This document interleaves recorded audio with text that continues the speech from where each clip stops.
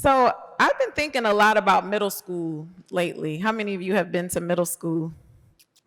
So my niece is 11 and she is about to start the sixth grade. And I remember middle school being a really weird, scary, unnecessary time in life. It just felt like, why are we here? That's what middle school felt like to me. But as I thought about tonight, I thought about how middle school really was the first time that I thought about my relationship with myself. And the reason for that is because middle school, I spent 3 years comparing myself to everyone else. Anyone know this? So middle school was the first time that I told myself, oh, I'm not good enough. I'm not athletic enough. I'm not smart enough. I'm not tall enough. I'm not thin enough. My hair is not long enough. I spent 3 years doing that. And that's how I developed a knowledge of who I am in comparison to everyone else.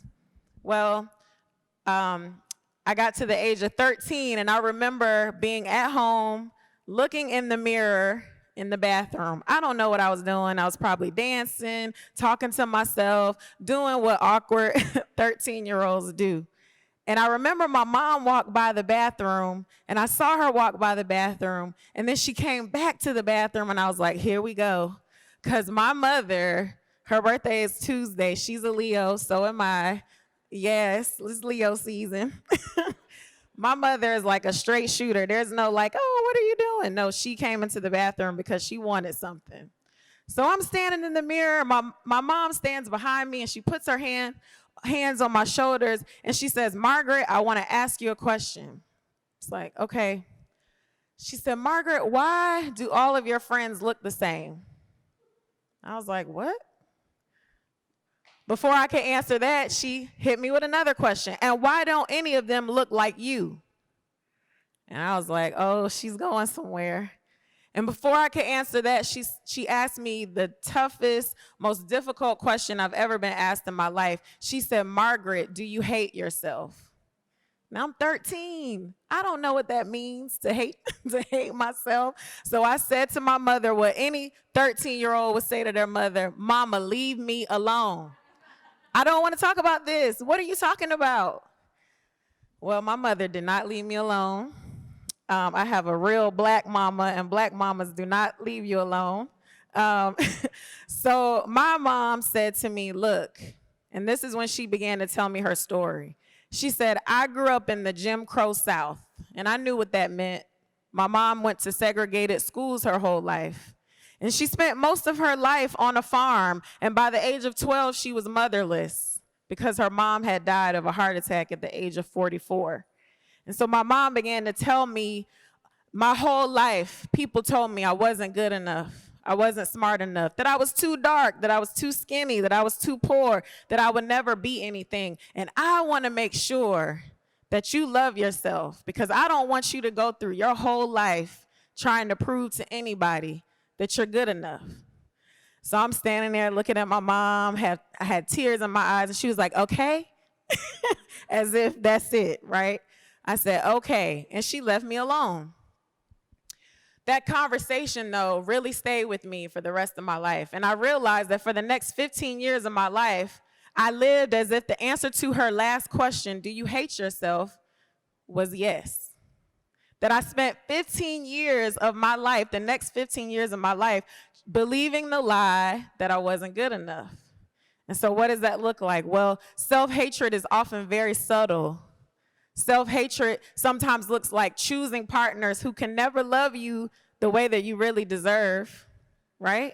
Sometimes self-hatred looks like doing things to your body that really aren't helpful only to improve yourself aesthetically so that you're pleasing to other people's eye.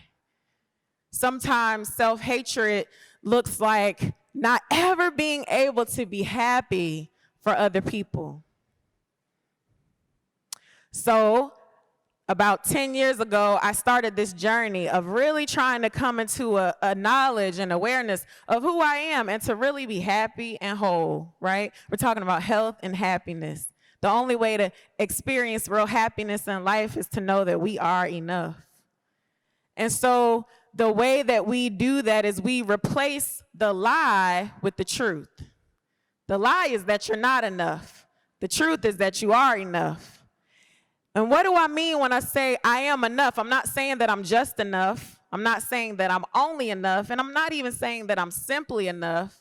What I'm saying is that in our bodies that are made of flesh and bone and blood and spirit and life and water, that we are enough. There's nothing else that we have to do or produce or post or buy to prove that we're enough.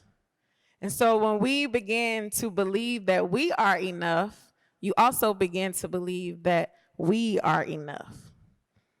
When you see yourself through the eyes of enoughness, it means that I can look at you and see you through the eyes of enoughness. And I think that's where we are right now, is that many of our relationships that are broken are because we are broken.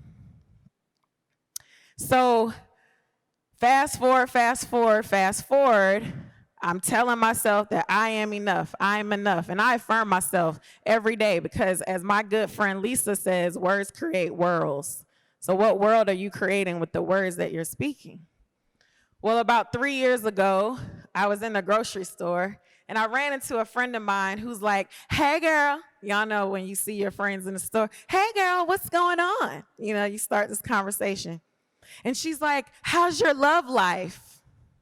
Now, I knew what she meant. She wanted to know who I was dating. People tend to want to know who I'm dating because I don't post all my business on the ground. So she's asking me, how's your love life? And I knew what she was asking me, but in that moment, it clicked. Why do we only think that the love life is who we're dating, who we're loving on, right? And so I said to her, oh, my love life is wonderful. And she's like, what? Give me the tea. Tell me about him. Who is it? And I was like, oh, no, there's no one. I'm not dating anyone. I'm still very single by choice.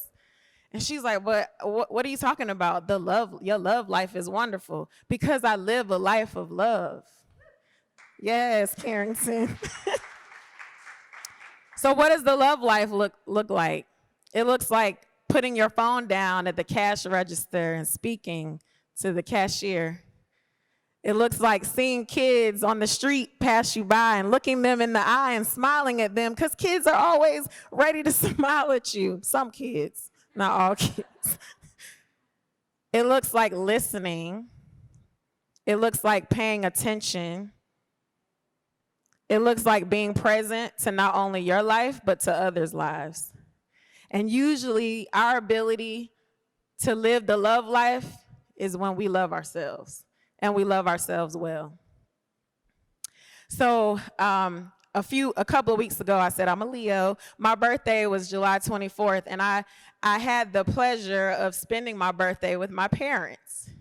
So I started talking to my parents because it's important. As we get older, we need wisdom, we need guidance, and we need to be around people who are older than us, who know more than us, who have been through some things. And so I remember telling my dad, oh, I like y'all now. You know, y'all are my friends now. My dad was like, what? What are you saying?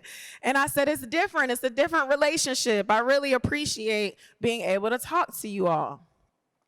And my mom said, I'm just glad you learned how to love yourself. And I said, Ma, how do you know? How do you know I learned to love myself? And I don't even think she remembers her asking me if I hated myself. So I reminded her. I said, you remember when you asked me if I hated myself? She said, yes. And that's what I'm saying. I'm glad that you learned to love yourself. And I said, how do you know that I love myself? She said, because you love me. Thank you.